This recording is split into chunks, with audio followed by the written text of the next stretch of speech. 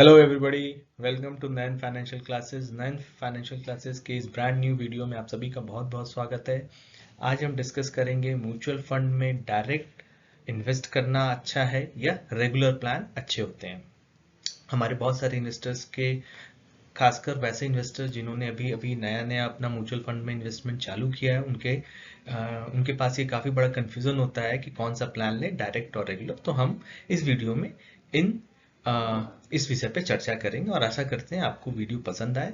अगर आपको ये वीडियो पसंद आता है तो प्लीज़ लाइक करें, सब्सक्राइब करें और मेरी वीडियो को अपने फ्रेंड सर्कल्स में शेयर करें।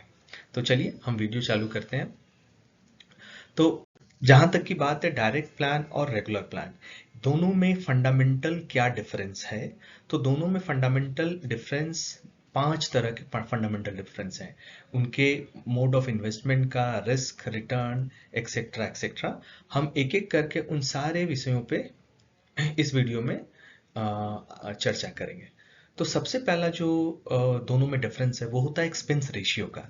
तो एक्सपेंस रेशियो क्या है? एक्सपेंस रेशियो एक्चुअली एक एक्सपेंस है, जैसा कि इसके नाम से ही एविडेंट है। ये एक एक्सपेंस है जो कि कोई भी म्यूचुअल फंड कंपनी आपसे चार्ज करती है आपके पैसे को मैनेज करने के लिए। तो डायरेक्ट प्लान्स का एक्सपेंस रेशियो रेगुलर प्लान से कम होता है, बिकॉज इस केस में आप डायरेक्टली बैंक या म्यूचुअल फंड कंपनी के साथ डील करते हो, without any intermediary, without any brokers और without having anybody in between you and the mutual fund company. तो डेफिनेटली जब आपके और म्यूचुअल फंड कंपनी के बीच में कोई भी नहीं है तो उसका खर्चा भी नहीं होगा और इस कारण उसका एक्सपेंस रेशियो कम होता है। ये पहला डिफरेंस है डायरेक्ट और रेगुलर प्लान में। दूसरा होता है net asset value. Net asset value क्या है? नेट एसेट वैल्यू जिस तरह से स्टॉक का एक प्राइस होता है, उसी तरह हर एक म्यूचुअल फंड का एक नेट एसेट वैल्यू होता है। तो ये एक्चुअली वो वैल्यू होता है जो आप म्यूचुअल फंड के किसी एक यूनिट के लिए आप पे करते हैं। तो डायरेक्ट प्लान, चूंकि इनका एक्सपेंस रेशियो कम होता है तो इनका नेट एसेट वैल्यू ज्यादा होता है और ये लिंक्ड है हमारे एक्सपेंस रेशियो से। बिकॉज एक्सपेंस रेशियो कम है तो डेफिनेटली खर्चा कम है और खर्चा कम है तो आपकी वैल्यू ज्यादा है। अब हम आगे बढ़ते हैं तीसरे डिफरेंस पे। तीसरा डिफरेंस, सबसे बड़ा डिफरेंस, रिटर्न्स का।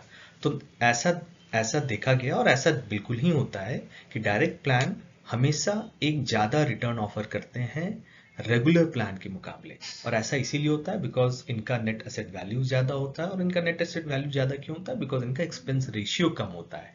तो हमारे इन्वेस्टर्स, जितने भी हमारे व्यूअर्स हैं, उनको मैं ये बताना चाहूंगा कि हम इन्वेस्ट क्यों करते हैं। हम इन्वेस्ट करते हैं ताकि रिटर्न हम अपने इन्वेस्टमेंट पे जनरेट कर सकें, और वो रिटर्न आपको ज्यादा मिलेगा डायरेक्ट प्लान में, ना कि रेगुलर प्लान में। और तकरीबन ये जो डिफरेंस होता है ये 0.5 से 1% के बीच में होता है। फॉर एग्जाम्पल, अगर मान लीजिए आपने एक म्यूचुअल फंड में इन्वेस्टमेंट किया और आपने इन्वेस्टमेंट को 5 साल तक रखा और आपका उन 5 साल में इन्वेस्टमेंट एक कैगर के हिसाब से मान के चलिए 15% के हिसाब से बढ़ा। अगर वो डायरेक्ट प्लान में 15% के हिसाब से बढ़ेगा तो रेगुलर प्लान में वो तकरीबन 14-14.5% के हिसाब से बढ़ेगा। तो डेफिनेटली लॉन्ग टर्म में जब आप देखेंगे कंपाउंडिंग का फायदा उठाने की कोशिश जब हम करेंगे म्यूचुअल फंड में, तो डेफिनेटली हमें direct plan will give us better returns. आगे अब बढ़ता हूं। डेफिनेटली एक फंडामेंटल डिफरेंस जो है, जैसा कि मैंने पहले ही बोला कि investment decisions, direct plans are better for investor who are comfortable researching and making their own investment. Regular plans are better for beginners. तो अगर हम ये मान के चलते हैं, अगर हमारे वैसे व्यूअर्स हैं जिन्होंने अभी अभी अपनी इन्वेस्टमेंट जर्नी चालू करी है, तो उनके लिए रेगुलर प्लान भी बेटर है, क्योंकि इसमें आपको एक एडवाइस मिलती है। आपके पास एक एडवाइजरी फर्म होता है जो कि आपको बताते हैं कि आपके इन्वेस्टमेंट आपको कहाँ करना चाहिए, आपको क्या डिसीजंस लेने चाहिए। बट अगर कोई कंफर्टेबल है अपने सारे रिसर्च करने के लिए, और अगर कोई कंफर्टेबल है अपने इन्वेस्टमेंट खुद से हैंडल करने के लिए, तो उनके लिए डेफिनेटली डायरेक्ट प्लान बेटर है, बिकॉज इसमें आपको रिटर्न्स बेटर मिलते हैं। अगला, अगर हम देखें, सबसे बड़ा क्वेश्चन ये हमारे दिमाग में ये आता है कि अब हम इन्वेस्ट कैसे करें। हम डायरेक्ट प्लान लें, कैसे लें? अगर रेगुलर प्लान लें तो कैसे लें? तो सबसे पहले मैं रेगुलर प्लान के बारे में आपको बताऊंगा। रेगुलर प्लान के लिए आपको किसी भी म्यूचुअल फंड एडवाइजर या म्यूचुअल फंड डिस्ट्रीब्यूटर के पास जाना पड़ेगा। इनफैक्ट जो भी इन्वेस्टर्स अपने के पास ट्रेडिंग अकाउंट है, डीमैट अकाउंट है, वो उसके जरिए भी अपना इन्वेस्टमेंट कर सकते हैं। अब बात आई कि हम डायरेक्ट प्लान में कैसे इन्वेस्ट करें। तो डायरेक्ट प्लान, जैसा कि मैंने आपको बताया, इसमें हम डायरेक्टली म्यूचुअल फंड कंपनी के साथ डील करते हैं और ना कि किसी भी बैंक या किसी भी ब्रोकर के साथ। तो इसके लिए हमें सबसे पहले, आज के टाइम में ऑफ कोर्स सभी लोग ऑनलाइन इन्वेस्टमेंट करते हैं, तो हम किसी भी म्यूचुअल फंड कंपनी के वेबसाइट पे जाके अपनी प्रोफाइल बना सकते हैं और वहां से फिर अपनी इन्वेस्टमेंट जर्नी चालू कर सकते हैं। मैं आपको ये दिखाना चाहूँगा कुछ एग्जाम्पल्स।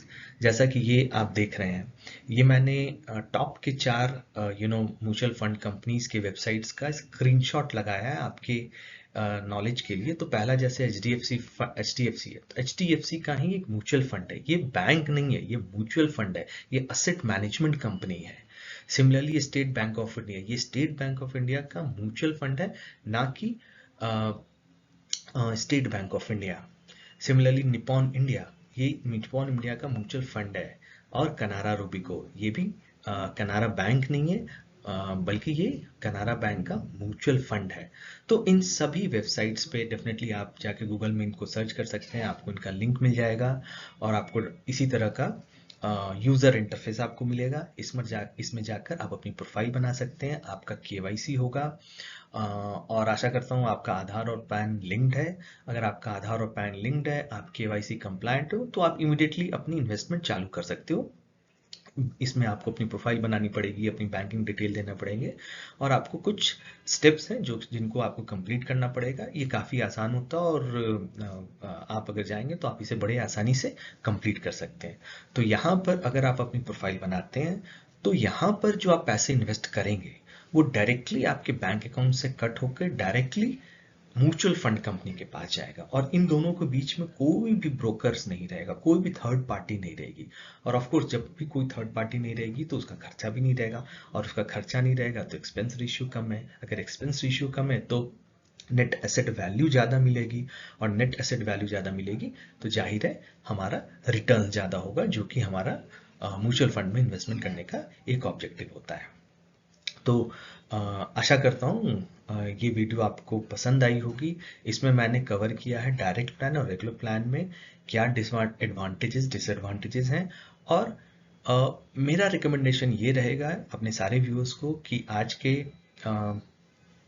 टाइम में जब एवरीथिंग इज डिजिटल, सभी काम हम खुद से कर रहे हैं, तो क्यों नहीं म्यूचुअल फंड इन्वेस्टमेंट का डिसीजन भी हम खुद से लें और अपने रिटर्न्स को हम ज़्यादा अच्छे तरीके से कंपाउंड कर सकते हैं। तो that's all for this video. Hope you liked it. If you like it, please subscribe my channel and share this video with your friend and circle. जल्दी वापस आऊँगा एक नए ब्रांड वीडियो के साथ। तब तक के लिए अपना ख्याल रखिएगा। Bye bye.